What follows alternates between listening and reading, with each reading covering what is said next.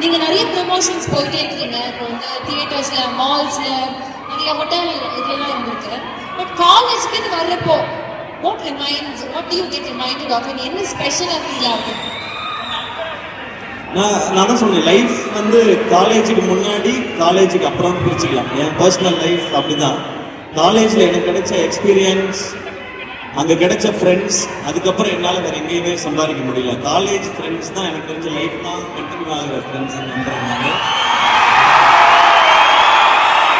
எனக்கு காலேஜில் எனக்கு கிடைச்ச ஃப்ரெண்ட்ஸ் தான் நான் இன்னைக்கு இந்த ஸ்டேஜில் நிற்கிறதுக்கு காரணம். ஏன்னா அவங்க தான் நான் கலர் போகிற ஷூட்டுக்கு போகும்போதுலாம் கூடவே வருவாங்க. நைட்டெல்லாம் முடிச்சிருப்பாங்க. காலையில் வேலைக்கு போவாங்க, நைட்டு என் கூடவே முடிச்சிருப்பாங்க. என் கூட காலேஜில் படித்த நவநீதன் தான் இப்போ என் கூட இருக்கிறார் ஃபுல்லாக. நாங்கள் ஒரு 4-5 பேர் நாங்கள் ஒன்றா தான் கண்டினியூ பண்ணுறோம்.